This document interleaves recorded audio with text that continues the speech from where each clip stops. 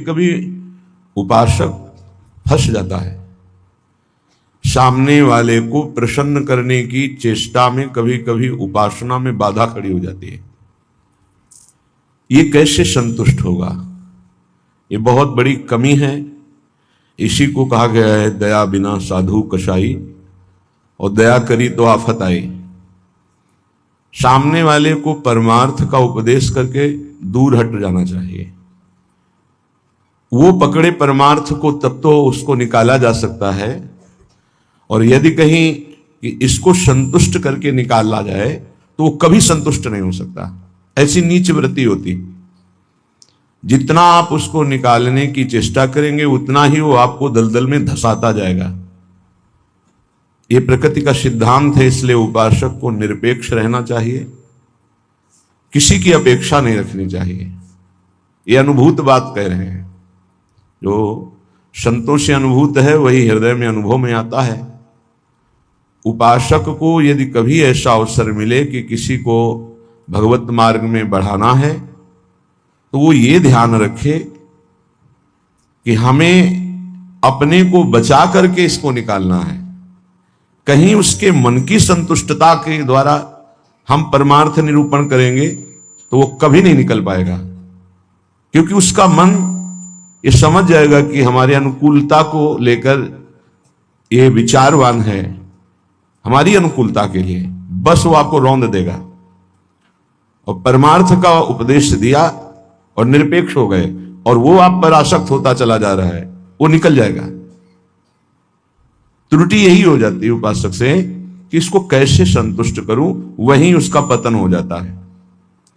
पतन अपने आराध्य देव का चिंतन छोड़कर मांस के लोथड़े शरीरों का चिंतन होने लगता है। ये कैसे राजी रहे, वो कैसे राजी रहे, परिवार कैसे राजी रहे, भगत कैसे राजी रहे। निकले थे हरि को राजी करने के लिए और हो गया प्रपंच को राजी करना। ये बहुत सूक्ष्म बात है। ये शास्त्र सम्मत और हृदय सम्मत बात है, दोनों की अनुभूति। यदि भगवत मार्ग में आगे बढ़ना है तो किसी को संतुष्ट करने का भाव खत्म कर दे। शास्त्र सम्मत उपदेश है, पकड़ना है पकड़ो, नहीं पकड़ना है तो डूबो। तभी आप परमानंद का अनुभव कर सकते हैं, नहीं तो आपको फंसा लिया जाएगा। ये सूत्र उड़िया बाबा का है, दया बिना साधु कसाई और दया करी तो आफत आई। बीच में समझो, दया नहीं तो साधु कैसा, और दया की तो फंस गए। तो कौन सी दया आपका परम कल्याण में सहयोग कर सकती है? जो याद को ना नष्ट कर पावे। दया का उल्टा है याद। जो भगवत स्मृति में बाधा पहुंचा दे, ऐसी दया में आग लगे। भगवत स्मृति युक्त प्रियता प्रभु के चरणों में और दया जड़ चैतन्य में, तब तो निकल जाओगे। और अगर भगवत स्मृति को दया ने तोड़ दिया और उसकी स्मृति चल रही तो दुर्गति पक्की है।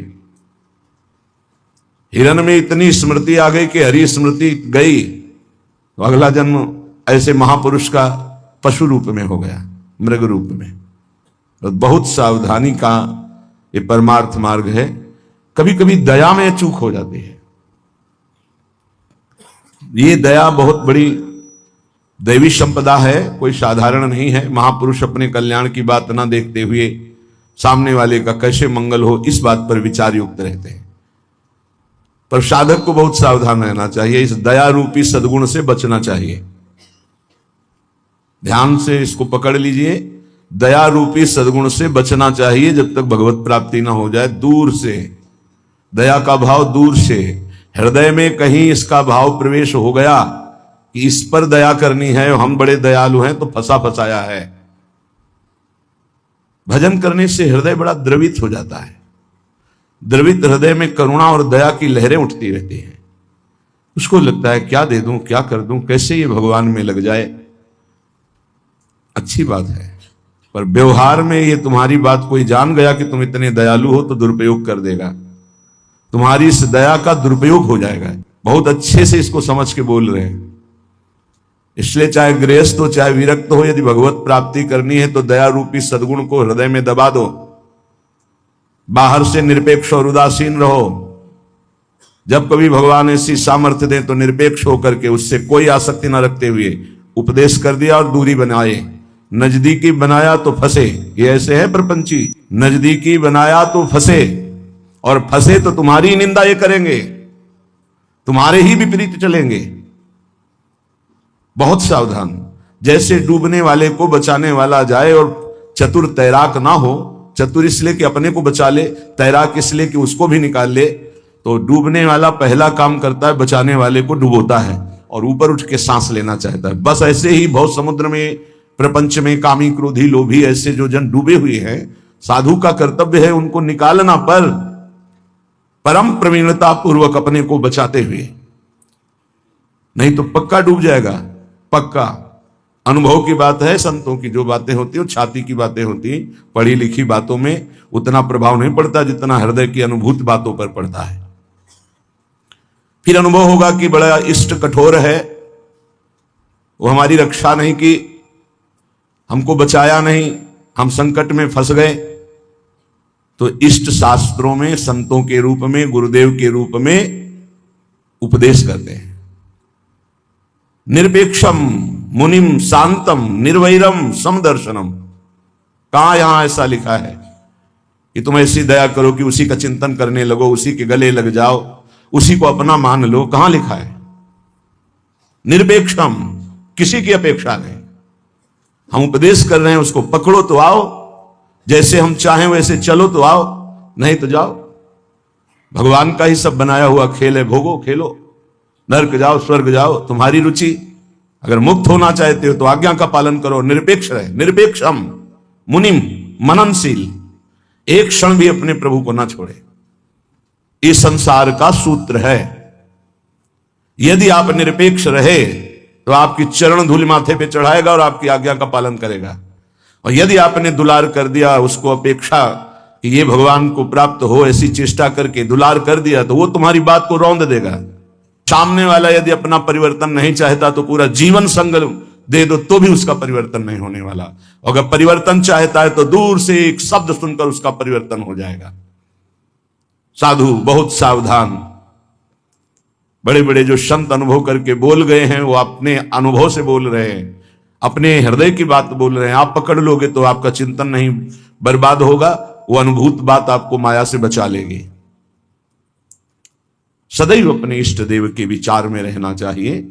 भूल ये हो जाती है कि मुझसे प्रभु न मानकर उसका कल्याण करने का ठेका ले लेते हैं, हम इसका उद्धार कर सकते हैं। भूल हो गई। हमारे प्रभु आए शिष्य का रोल करते हुए, स्वांग करते हुए, तो स्वांग मात्र करना गुरु का असली बात नहीं है। गुरु शिष्य एक ही परमात्मा तत्व विराजमान है, असली बात है। ये भूल हो जाती है। कैसे ये संभले, कैसे ये दुखों से निवृत्त हो, कैसे भगवान को प्राप्त हो। थोड़ा बस उसके अनुकूल हो गए, वो तुम्हारी हर बात रौंद देगा, तुम्हें सेवक बना देगा, अपना गुलाम बना देगा। मान लेना, हमारी बात दिमाग में लिख लेना। एक साधारण विषयी आदमी तुम्हें अपना गुलाम बना सकता है। कैसे? उसकी अनुकूलता को यदि तुमने परोसा, बस वो तुम्हारी आज्ञा का उल्लंघन कर देगा। ऐसे सात्विक जन बहुत कम होते हैं जो ये बात सोचे कि ये किसी की तरफ देखते नहीं, किसी से बोलते नहीं। इन्होंने हमारी तरफ देखा, हमसे बोले, बात किया, अहो भाग्य। ये हम अपने अनुभव की बात और संतों के अनुभव की बात करते हैं जो माया मुक्त हैं। किसी को उपदेश देकर निरपेक्ष हो जाना, यही उसके कल्याण का स्वरूप है। उसको दुलार करना अपने और उसके दोनों के पतन का रास्ता है पक्का। संसार में कहीं कोई भी यदि भगवत मार्ग में चलना चाहता है तो शब्द पकड़कर निकल जाएगा माया से। और अगर गुरुजनों के, महापुरुषों के वचनों को नहीं माना तो हम लौट जाएं उसके चरणों में, हमारे ऊपर से खेले, तो भी वो कल्याण को प्राप्त नहीं हो सकता, क्योंकि वो वचन का पालन नहीं कर रहा। गुरुजनों का उदास रहना हमारे लिए अत्यंत आवश्यक है, क्योंकि जब वो उदासीन होकर तिरछी चितवन से देखते हैं तो हृदय थर्रा जाता है और धर्म पूर्वक चलता है। और जब गुरुदेव मुस्कुरा देते हैं तो उसका उल्टा फल होता है, हमें गर्व हो जाता है और हम उनकी आज्ञा का उल्लंघन कर देते हैं। ये संसार सदगुरु स्वरूप है, ये पूरे जीवन शिक्षा देता रहता है। इसलिए हम बैरागी, भगवत मार्ग के अनुरागी या गृहस्थ में जो वैष्णवजन हैं, उनको ये जो दूसरों को उपदेश देना, दूसरों के कल्याण का ठेकेदार बन जाना, ये बहुत ही घातक खेल है। प्रवचन करना, उपदेश करना, दूसरों के मन को संतुष्ट करना, ये बहुत ही घातक खेल है भगवत प्राप्ति में। तब तक मुंह नहीं खोलना चाहिए जब तक स्वयं साक्षात्कार भगवान का ना कर ले, नहीं तो मिटिया मेट साधना को करने के लिए ये माया प्रपंच बहुत विचित्र है। उस समय आपको अनुभव होगा कि भगवान बहुत कठोर हैं, हमारी बात नहीं सुनते, हमें बचाया नहीं, इसीलिए पहले भगवान संत और शास्त्रों के रूप में बोल दिए हैं, ऐसा करोगे तो परिणाम ऐसा होगा। सावधान, तब तक कभी किसी को शिष्य ना बनावे जब तक स्वयं भगवत प्राप्त ना हो जाए, तब तक कभी प्रवचन उपदेश ना करे जब तक स्वयं प्रवचन उपदेश का आचरण जीवन में उतर ना जाए। जब सामने वाले में भगवान का दर्शन हो तो फिर स्वांता सुखाए तुलसी रघुनाथ गाथा। अपने अंतःकरण में भगवत प्रेम उल्लसित होते हुए भगवत चर्चा, ये आत्म सुख के लिए है, नहीं तो बाधा पड़ जाएगी, पक्का बाधा पड़ जाएगी। इष्ट का चिंतन छूट करके इसको कैसे प्रसन्न करें, इसको कैसे राजी करें, इसको कैसे दुलार करें, बस इसी में अब आप विचार करो। एक संसार त्यागी वैरागी भगवान के मार्ग का पथिक प्रपंचिक शरीराभिमानी भोगी विषयी पुरुषों के संतुष्टता के लिए वो विचारवान हो गया। ये विचार है गलत।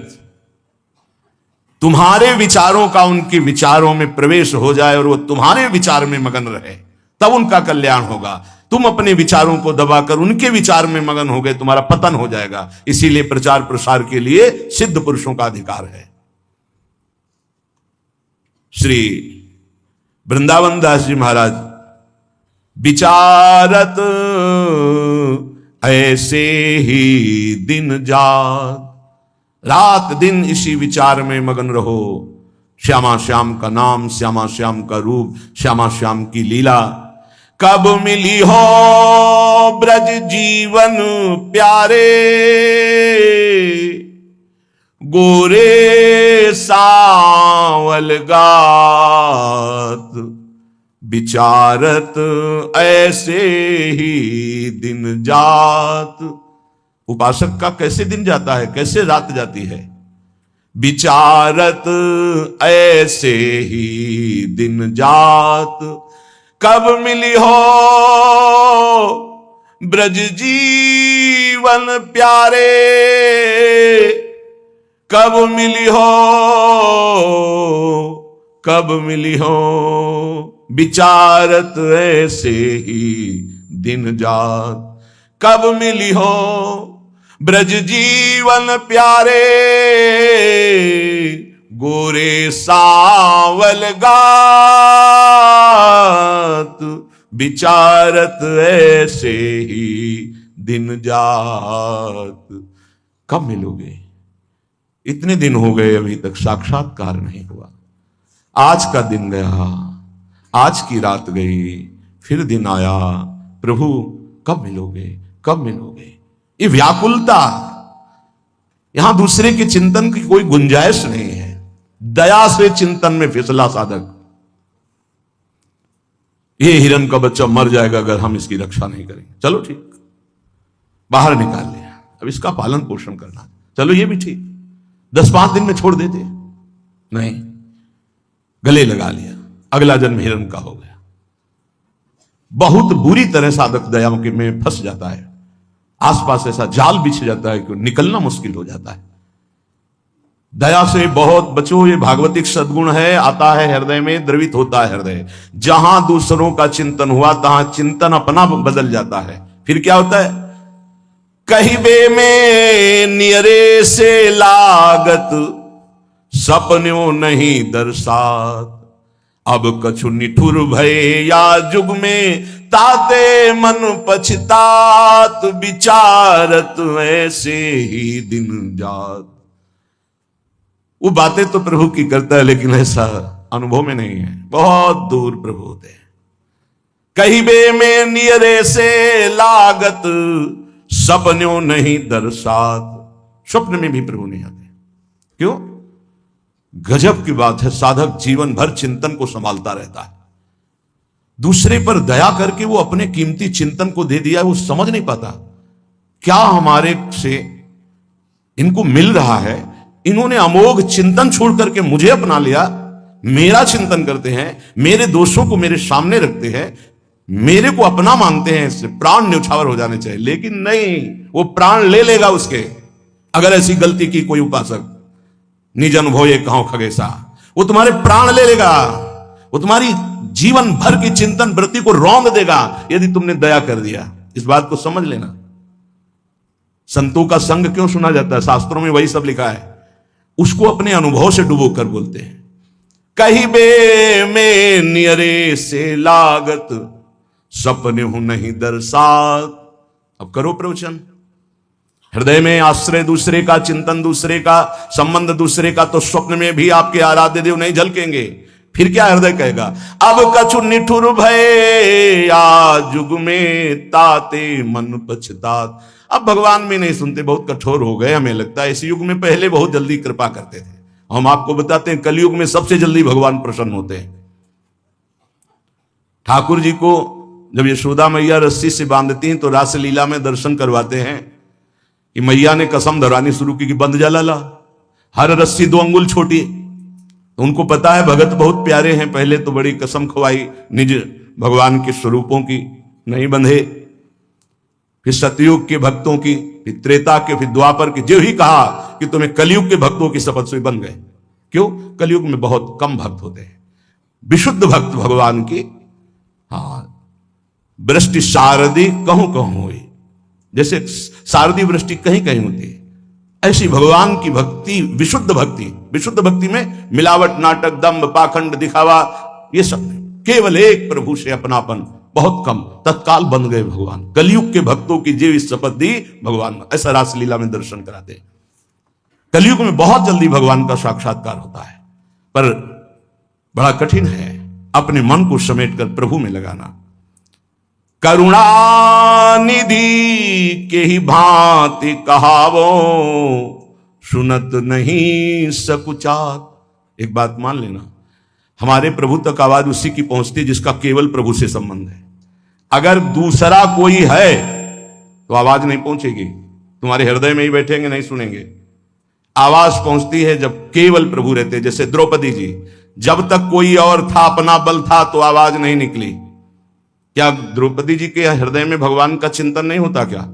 महाभारत में लिखा है, जो ही दुशासन आया तो भगवान का चिंतन चल रहा था, क्योंकि महाभागवत में कोई ऐसा नहीं कि श्री कृष्ण का विस्मरण था, लेकिन बल था पांडवों का, बल था औरों का। पुकार नहीं हुई, पुकार नहीं हुई।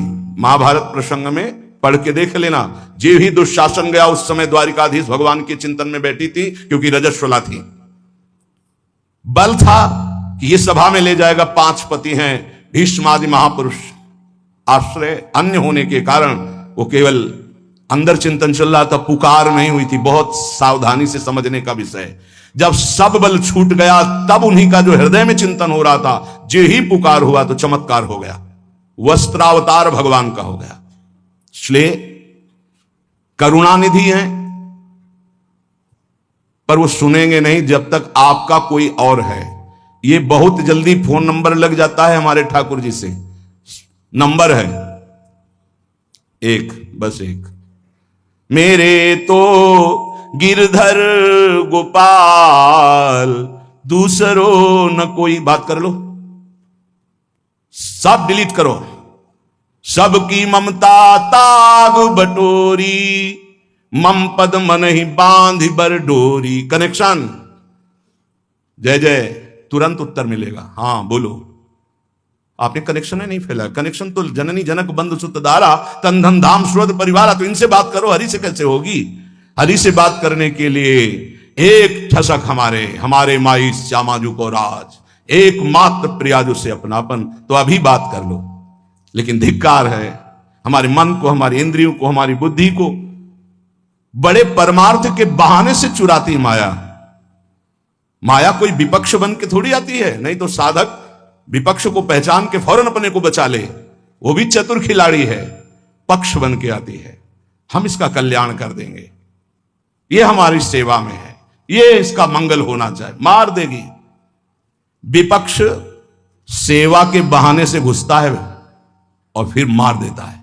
ये बात ध्यान रखना, पकड़ लो हमारी बात को। एक परमहंस जी हमें मिले, वो आर्मी में मेजर थे, बाद में संत बने। बहुत ही अष्टपुष्ट शरीर, हमसे एक बीता लंबे, भारी त्रिशूल हाथ में रखते थे, गौ रक्षक, हजारों गौओं को ट्रकों से छुड़ाया था।